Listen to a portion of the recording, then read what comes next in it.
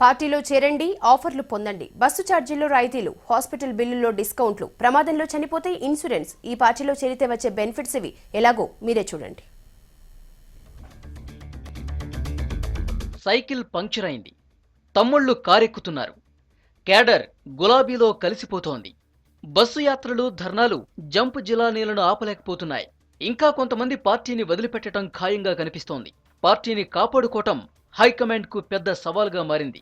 అందుకే కొత్త ప్లాన్ వేసింది. తెలుగుదేశం పార్టీ వినూత్నంగా చేస్తున్న కార్యక్రమాలు, ప్రత్యేకించి స్కూల్ పెట్టడము, దానికి తోడు కార్యకర్తల సంక్షేమం ఇదని పెట్టడం ఒక కొత్త ప్రక్రియ. కార్యకర్తలకు మనోధైర్యాన్ని నింపడం. తెలుగుదేశం పార్టీ చేస్తున్నంత వినూత్న ప్రయత్నాలు కానీ కార్యక్రమాలు కానీ ఎక్కడా జరగవు. ఇంత గొప్పగా కార్యకర్తలను ఆదుకోవడం కానీ, ప్రోత్సహించడం కానీ, వాళ్ళను వెన్నుతట్టి ముందుకు నడిపించడం కానీ, ఇబ్బందులు వస్తే వాళ్ళకు పార్టీ తోడుగా ఉంటుందని చెప్పే తీరు ఒక వినూత్నంగా ఉండడమే కాకుండా మనోనిబ్బరాన్ని, ధైర్యాన్ని, ఉత్సాహాన్ని నింపే విధంగా కార్యక్రమాలు తీసుకుంటున్నదాన్ని కూడా పాలిట్ బ్యూరో చర్చించడం.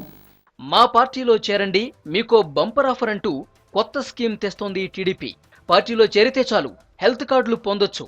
మల్టీపర్పస్ కార్డు ద్వారా ఇన్సూరెన్స్, డిస్కౌంట్ పొందే ఛాన్స్ ఇవ్వాలని నిర్ణయించారు.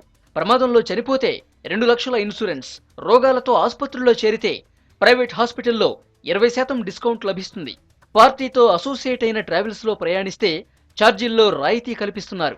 మల్టీపర్పస్ కార్డులకు అధినేత చంద్రబాబు గ్రీన్ సిగ్నల్ ఇవ్వడంతో ఈ ఫెసిలిటీస్ అన్ని అందుబాటులోకి వస్తాయని టీడీపీ నేతలు గొప్పగా చెప్తున్నారు. ప్రతి మెంబర్కి కూడా ఒక హెల్త్ బెనిఫిట్ ప్యాకేజీని కూడా ఆ మెంబర్షిప్తో పాటు వచ్చేటట్టు ఆ పూర్తి డీటెయిల్స్ ఈ కమిటీ కూర్చున్న రోజున ఆ పాంప్లెట్స్ రిలీజ్ చేయడం అవన్నీ కూడా జరుగుతుంది. 10 రూపాయలు చెల్లిస్తే సాధారణ సభ్యత్వం, 100 రూపాయలు కడితే క్రియాశీలక సభ్యత్వాలు వారం రోజుల్లో మొదలు పెట్టేందుకు ప్లాన్ చేస్తున్నారు. ఈ ఆఫర్లకు జనం నుంచి మంచి స్పందన వస్తుందనే ధీమాతో ఉన్నారు.